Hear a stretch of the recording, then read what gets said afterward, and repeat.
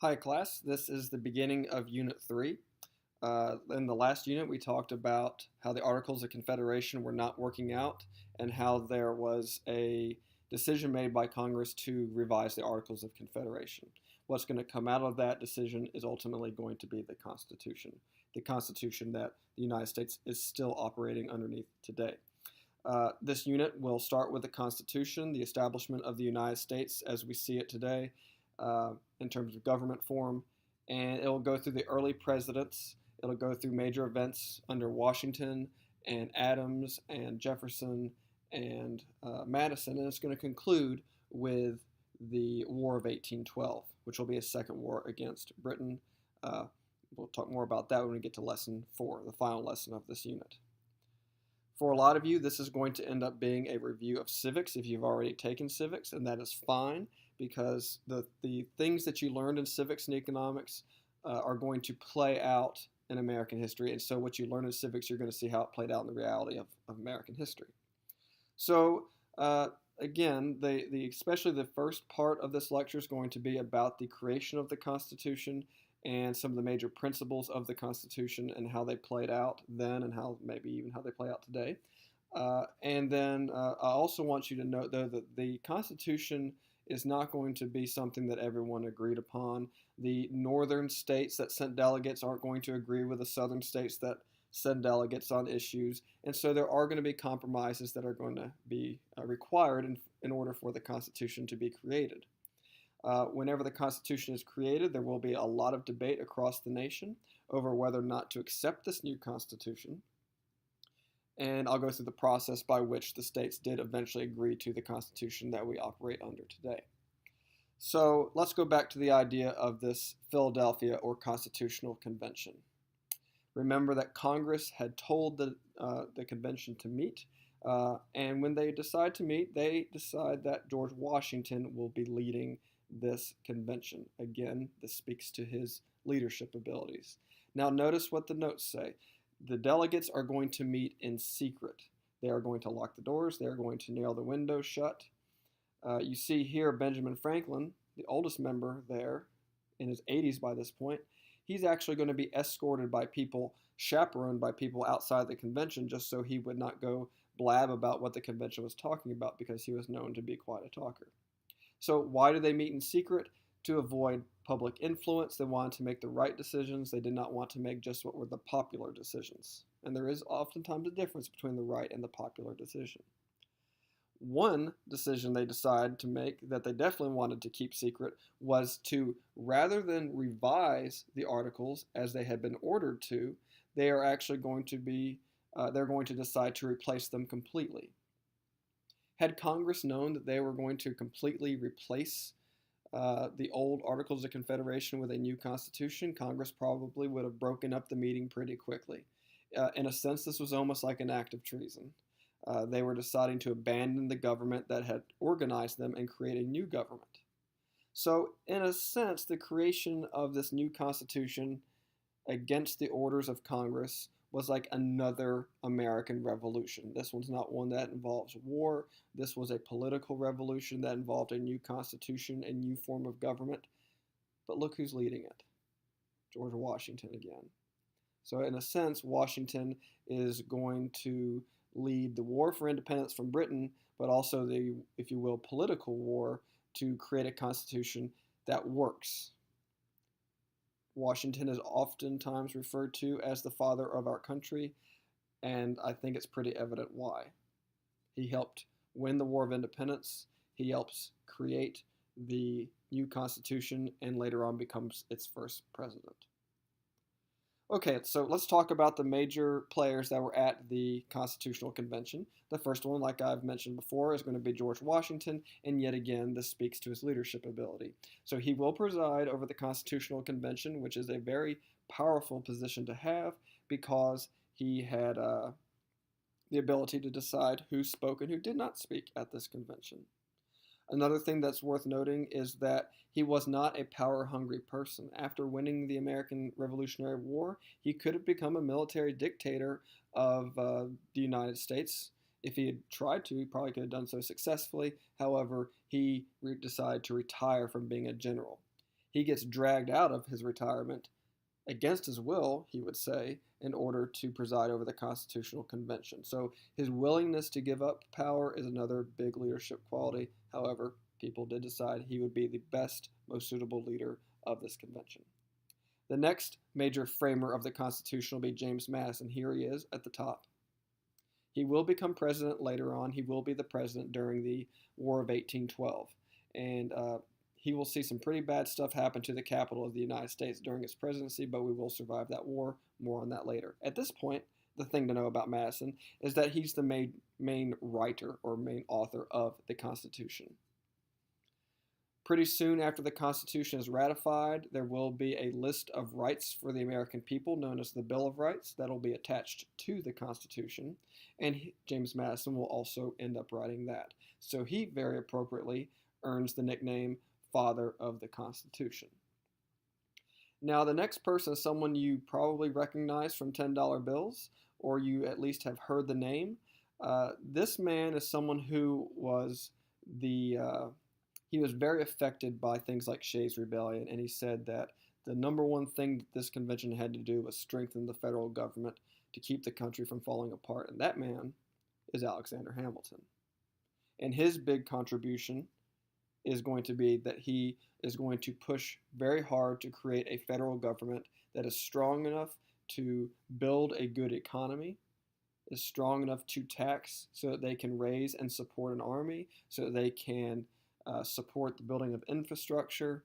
He wants other countries to respect the strength of the United States, and so he wants to push for a much stronger federal government. He does not want to have a confederacy. In fact, he wanted to push so hard that he wanted presidents and senators to be elected for life, which is kind of like having kings.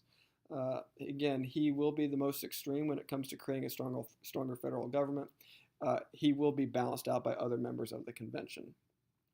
The next person, you recognize him at the top, is Mr. Benjamin Franklin. So yet again, there's Ben Franklin showing up. And Ben Franklin is also almost, if you will, a father of our country, kind of like George Washington. Obviously, they're all founding fathers, but if you want to give the main father title, it would go probably either to George Washington or to Benjamin Franklin. Remember that he was the person that had the most experience. He had been around since the time of the Albany Plan of Union, the first time that the colonies had even considered joining, and that was in the French and Indian War. Then he had helped Jefferson write the Declaration of Independence.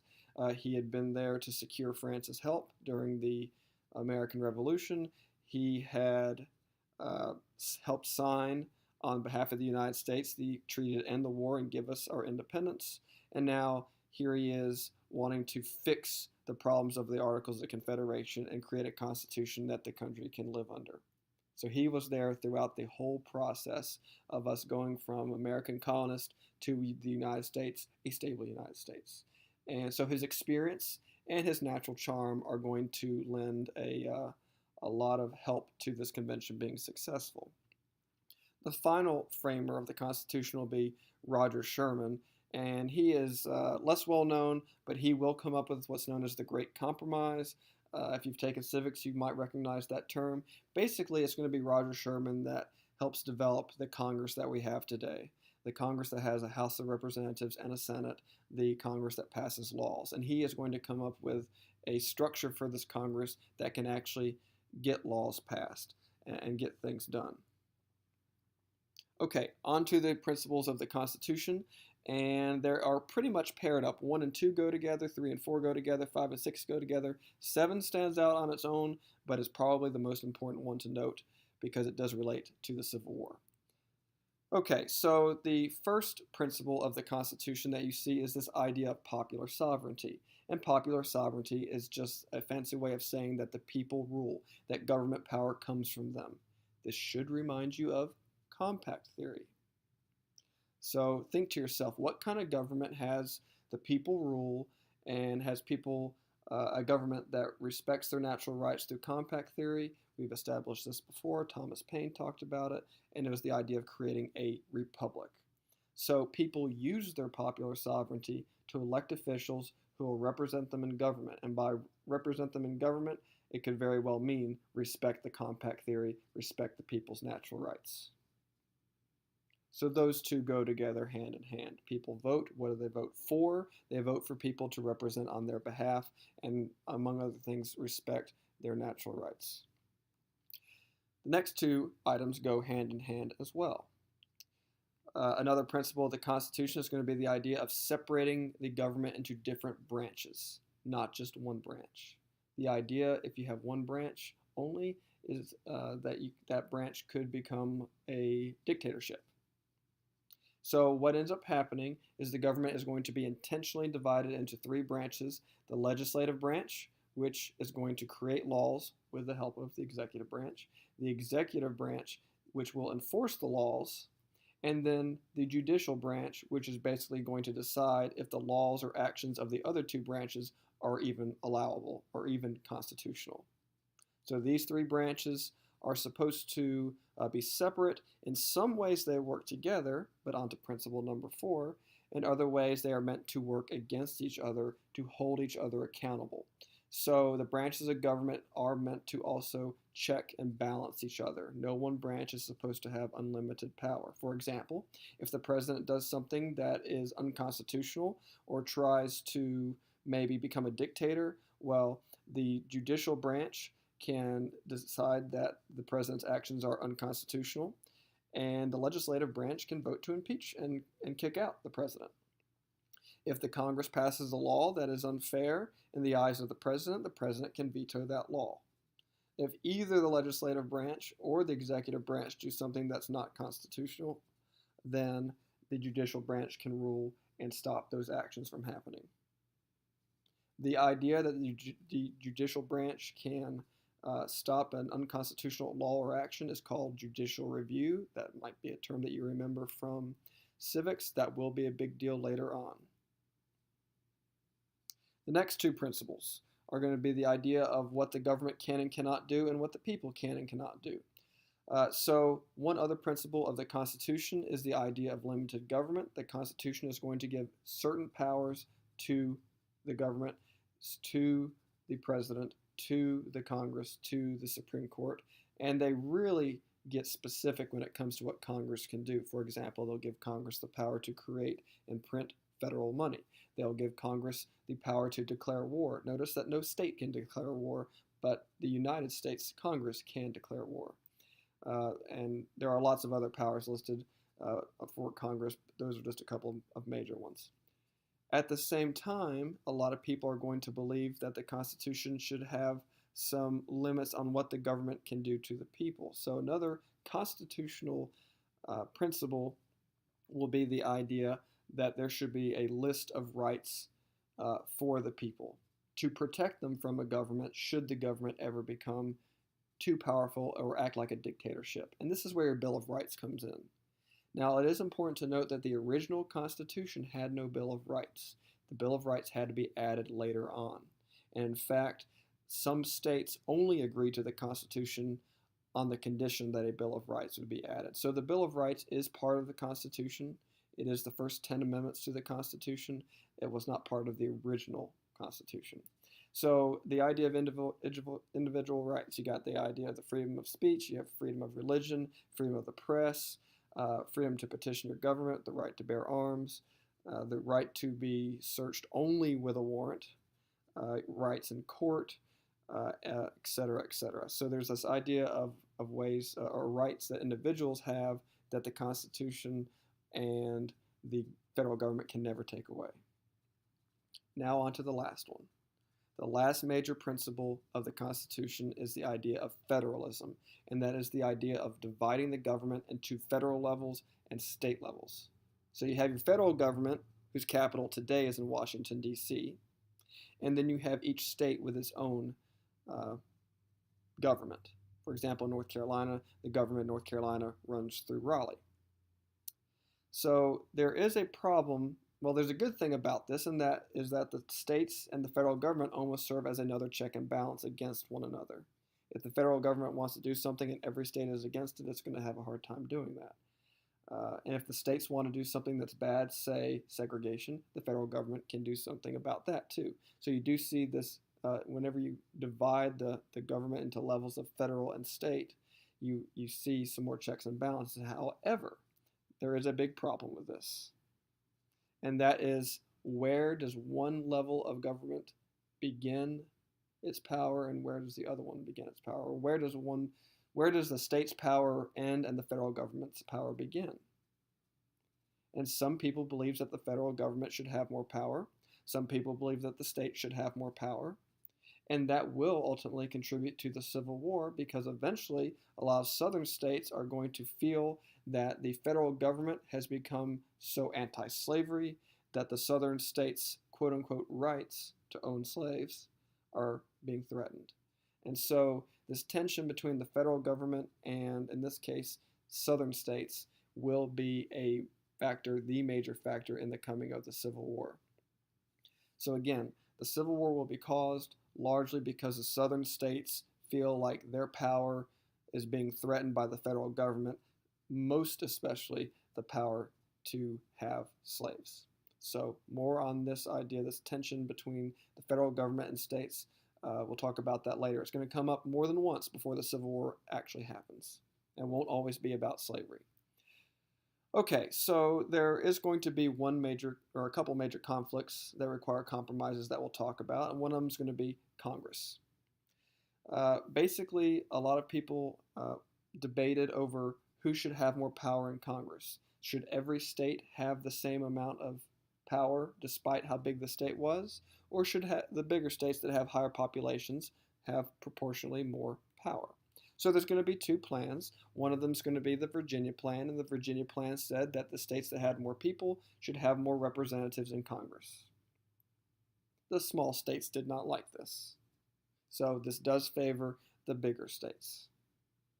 So today, this plan would have given Texas and New York and Florida and California power over states like Alaska, Wyoming, or even North Carolina.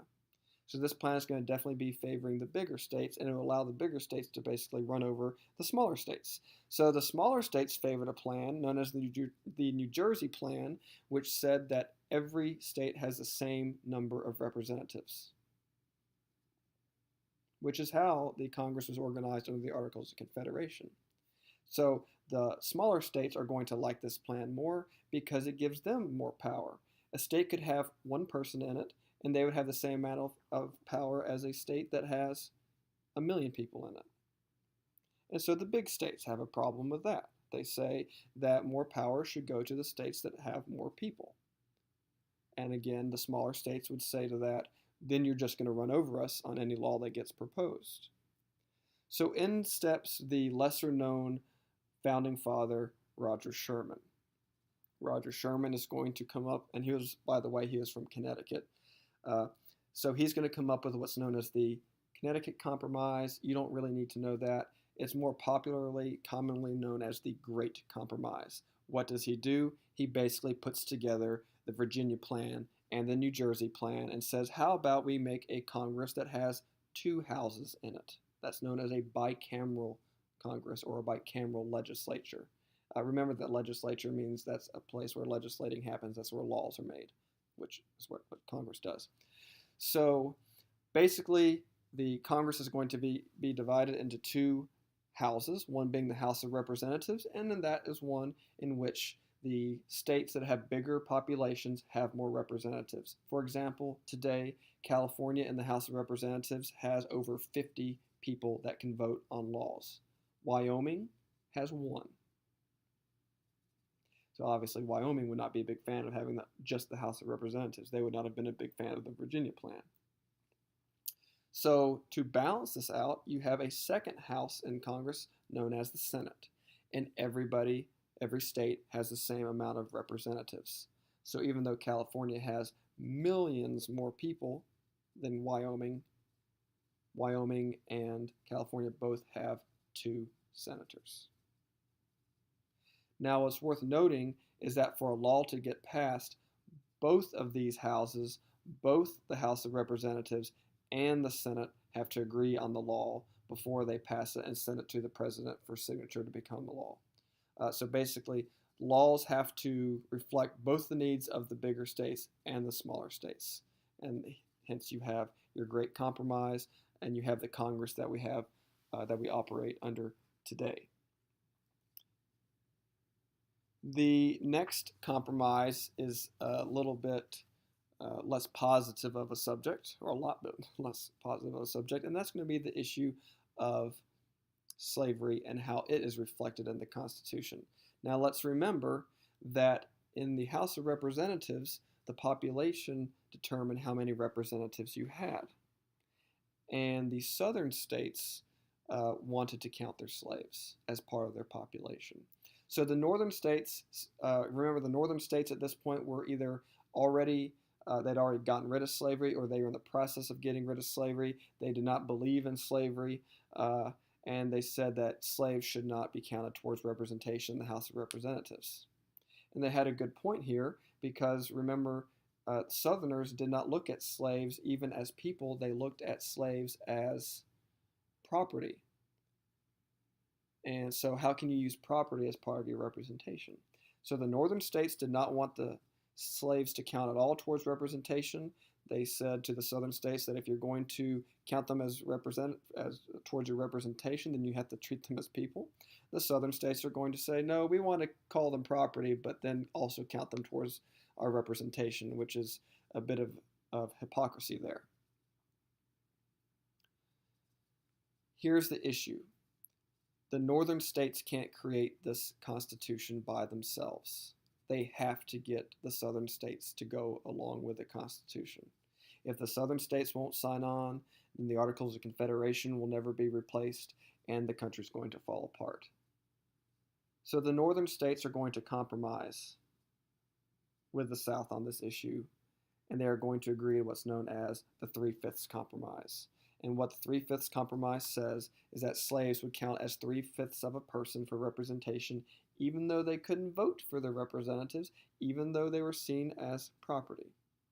Again, when you see things that are written in parentheses, you don't have to write them down. They are nice to know, though. They are worth mentioning. So slaves, again, are going to be counted as 3/5 of a person. I don't know why that fraction is the fraction that was agreed upon, but basically the North is going to give in to the South. Why were the northern people that did not agree with slavery willing to put up with slavery? The reason was because if they did not at least compromise with the southern states, again, no constitution would ever be agreed to, and then the country would fall apart. So what ends up happening is that the South is going to have a lot more power in the House of Representatives than it should have. It's going to have more power in elections since the presidential electoral votes are based largely on population. In fact, 4 of your first 5 presidents are going to be from Virginia. They will be Southerners. So the Southern states are going to have, if you will, bloated power in government because they're counting their slaves as 3/5 of a person. However, this is not going to get rid of tension over slavery overall, and again, slavery will become the main factor in causing the American Civil War. So what ends up happening in the Constitutional Convention is that the framers of the Constitution are going to kick the can down the road again about slavery because they wanted to create a government that the South would agree to. They said, we can handle the slavery issue later. And ultimately, it will take a civil war to solve the slavery issue.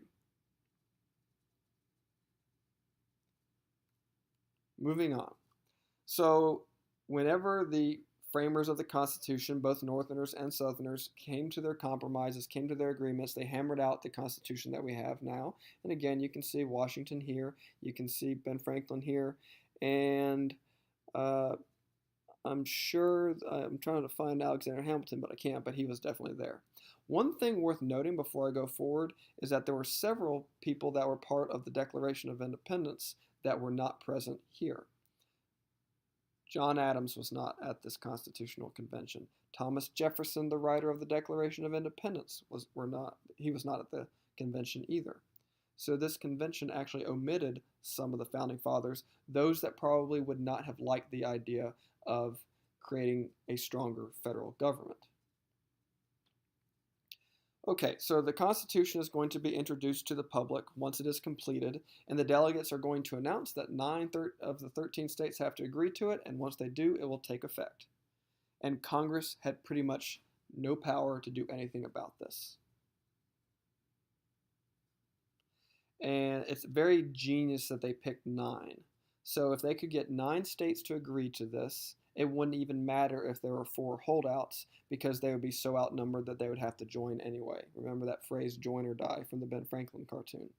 So the Congress of the Articles of Confederation did not like this, and they may have felt betrayed, but there was nothing they could do. If states decided to secede from the country to form a new United States, the Articles of Confederation didn't give Congress the power to support an army to stop it. So in a sense, this is another American Revolution, a peaceful and political one, but a revolution nonetheless. So every single state had to talk about this and decide if they were going to stick with the Articles of Confederation or if they were going to secede from the United States, break away from the United States, and join, if you will, United States 2.0, version 2, a new and improved United States. And the people that were in favor of this Constitution and the people that were against this Constitution they would basically fall into 2 main groups. So if you look at the chart that we're getting into now, we'll do the middle column first, and then we'll do the right-hand column. And if you know the left-hand or the middle column, you'll know the right-hand column because they're basically opposites. So the Federalists will be the first group. The Federalists are going to be those that are going to be in favor of the Constitution as it is. They liked it. They're the ones that wrote it largely. If you look here, you'll see George Washington is going to be a supporter, obviously. James Madison, who wrote it, is going to be a supporter. If you have Alexander Hamilton here, you have Ben Franklin, you have John Adams. I'm not sure if I said it correctly the first time, but here's James Madison. Interesting that John Adams is now in favor of this Constitution, even though he had been against, or he had not been there at the Constitutional Convention. So they like the Constitution. Where did these people live? They tended to be Northerners. They tended to live in the cities. They tended to be the wealthier people. These were the people that stood to lose a lot if you had a lot of Shays Rebellions. If you had a lot of Shays Rebellion type episodes, you would see basically the common people rising up in angry mobs and doing a lot of damage, causing the country to fall into anarchy. And if you were a wealthy person, you'd probably lose your property. What did they think about government power? Well, why don't we ask Alexander Hamilton where they thought government power should lie between the federal government and the states. They said it should lie much more with the federal government. They said, look at the Articles of Confederation and how giving that much power to the states had caused so much weakness. We need to improve the power and strength of the federal government.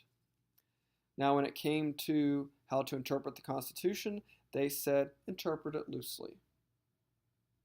An example of this would be if you are familiar with the first book of the Bible, the book of Genesis. Some people interpret the creation story as literal and that the world was created in 6 days. Some people say, no, the world wasn't literally created in 6 days. That's more symbolic. There's room for interpretation there. That's the best comparison I can think of, but that's basically what the Federalists believe. They believe that we have this Constitution, but there are some gray areas in the way that's written, and so you can have some loose interpretation of the rules. And if you can interpret the Constitution loosely, if there's room for interpretation when it comes to the Bill of Rights, there is no need for a Bill of Rights.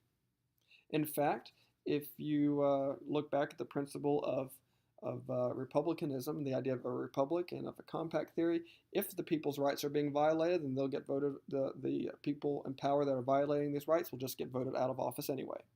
So you don't need a Bill of Rights, which to me is a pretty weak argument because it doesn't take that much paper to add a Bill of Rights. The Anti-Federalist, and there you see Samuel Adams here. Here you see Patrick Henry, who at one point had said in his life, give me liberty or give me death. The Anti-Federalists are going to be pretty much the opposite. They are going to be opposed to the Constitution, or at least opposed to it the way that it was. Some of them are outright opposed to the Constitution from the get-go. Some of them are going to say, well, I'll only consider the Constitution if you add something to it to protect the rights of the people, that being the Bill of Rights. These people tended to live in the southern part of the country. They tended to live in the western part of the country.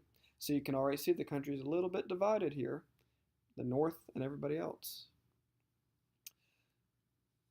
not entirely divided, but you do see some cracks already starting to show. The types of supporters were usually those that lived in the country, those that were in rural areas, those that were farmers, those that were not as wealthy. They are going to believe that government power should not be too much in the hands of a federal government. That would be just like having another King George III. They said that the state should have more power, and that the federal government, even though it had been too weak under the Articles, did not need to be as strong as it was under the Constitution. So the phrase states' rights, you may have heard of that term before. Anti-Federalists would have believed in states' rights very strongly. Whenever it came to the Constitution, they didn't want to have too much wiggle room in the rules. They say that when you give someone an inch, they're going to take a mile, and if you put too much wiggle room in your interpretation of the Constitution, then the federal government will abuse that power. They'll take an inch and go a mile. So they want a very strict interpretation of the Constitution. If the Constitution says you can do it, you do it. If it doesn't say you can do it, then you don't. And finally, again, they were very critical of the federal government and of federal power. They remembered very well the abuses of King George III, and so they wanted absolutely a Bill of Rights to protect the people from the government. They wanted a list of basic rights that the people would have, like related to religion or free speech or gun ownership or rights in court, etc. And remember that England had created a Bill of Rights in the past, and they said, why not create a Bill of Rights for this Constitution? Now, one thing to note is that these two groups are not political parties, but eventually the people that are in these groups are going to help form the first political parties. The Federalists will end up largely creating the Federalist Party, and the Anti-Federalists will create what becomes known as the Democratic Republican Party. More on that later on, but just note that the country's kind of dividing into two main groups of people when it comes to political ideas. Now, in the end, it's going to turn out that the Federalists have a big advantage in getting their Constitution passed. One advantage is that they have strong leaders. They have George Washington, leader of the fighting in the American Revolution. They have John Adams, who had pushed hard for independence. They have Alexander Hamilton, who was one of the smartest men of his time. They have James Madison, who also was one of the smartest men of his time. And they had Benjamin Franklin, who, so far as I can tell, just about everybody liked. So with these big names behind the Constitution, the Federalists are going to have a pretty high chance of succeeding in getting the Constitution passed. They were more organized. These men were wealthier, and they did have more control of the press. They were able to print out pamphlets to promote the Constitution, and they do. There are going to be a lot of essays written, most of them by Alexander Hamilton, but some of them also, I believe, by James Madison, and then by another man named John Jay, and they're going to publish what's known as the Federalist Papers. So there's going to be basically an essay written to defend pretty much every line of the Constitution, and these essays are going to be printed and distributed widely. And even people that saw themselves as anti-federalist eventually are going to start to kind of come around. Samuel Adams, of all people, who was always seeming to cause trouble when it came to protesting the government, even he is going to be convinced by some of the arguments of the Federalist Papers.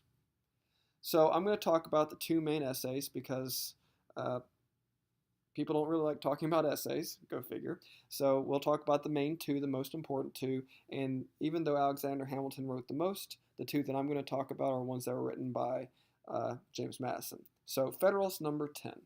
Federalist number 10 is going to argue about why a republic is a good form of government. It's going to argue about the creation of a government that has representatives. And the idea is that in a republic, you vote for people using principle number 1, popular sovereignty. You vote for people to run the government on your behalf.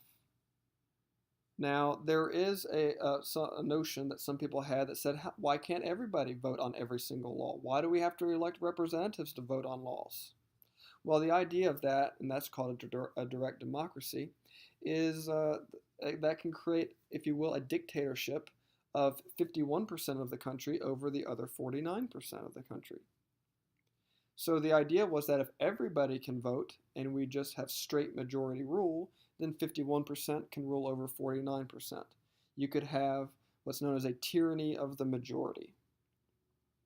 So what James Madison is going to argue is that rather than letting every single person vote on every single law, which again could leave a lot of people unhappy, instead, let's elect representatives, because these representatives will be the best and the brightest among us. They will be the wisest, they will be the fairest, and therefore they will make laws that don't just favor the majority, but are fair to everybody, or at least as fair to everybody as possible. So he said we should not have everyone vote on every single law, but instead we should vote for the best Americans among us who can make the best decisions on our behalf, the most fair, the most moral, the most constructive. And that was the idea behind Federalist Number 10, is that you need to have a republic. It is going to have representatives elected, and we ideally will elect the best and brightest among us, and that will run things the best for the country as a whole. The other major essay will be Federalist Number 51, and this one I don't really need to elaborate on too much because I've already talked about it, but basically it's going to argue for the separation of powers, the different branches of government. It's going to argue that there needs to be checks and balances within government to hold government really accountable to itself. Now, I've already talked about checks and balances. I've already talked about separation of powers, so I don't think it needs to be rehashed. But basically, James Madison is going to create James Madison creates an entire essay defending the principle of separation of powers, checks and balances. He says that if the government is set up against itself, then it can protect the people from a government that becomes too powerful. So basically, if Congress wants to become like a big dictator, then the president can veto laws that Congress passes. The Supreme Court could maybe rule their actions to be unconstitutional. If the president wants to become a dictator, then he can or she can be impeached by Congress and kicked out of office, or the Supreme Court could maybe rule an action by the president to be unconstitutional. So by setting up checks and balances through separation of powers, this would limit the government and be another safeguard of the people's rights beyond the Bill of Rights itself. So let's get in real quickly through the process of how the states eventually agreed to the Constitution. So again, this is almost another revolution. You're going to see states breaking away from the original United States and forming a new United States, not under the Articles, but under the new Constitution. A lot of the first states to agree to this new Constitution are going to be the small states because they love the idea of a Senate, an idea where even if they are small, they have the same number of representatives as the big states. So a lot of small states are going to join on very quickly because they saw themselves as having protection. They saw themselves as having power in the Senate. If you were to look at newspapers during this time, you would have seen an image like this. The idea of building a building and new pillars being added to this building, and each pillar represented one of the states.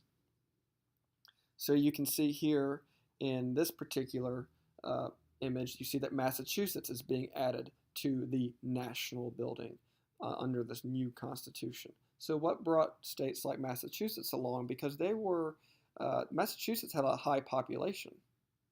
It might have been small in geographic size, but it was large in population. Well, states like Massachusetts, states that had a lot of population like Virginia, which was the biggest state in the country in terms of population, they agreed to join on only when Federalists promised to add a Bill of Rights to the Constitution. Now, this was quite a leap of faith because once the Constitution was created, there was not a guarantee that this promise would be kept, but it was, thankfully. So states like Massachusetts that had seen their rights violated by King George III, they had seen taxation without representation, they had seen freedom of speech and freedom of the press being trampled upon. They've seen their natural rights being trampled upon. States like Virginia, remember, they have been denied land by the Proclamation of 1763. They wanted rights to be protected. So bigger states like Massachusetts and Virginia are going to agree once a Bill of Rights is promised. And this will bring on another couple of states as well. And before you know it, you have 9 out of 13 states agree.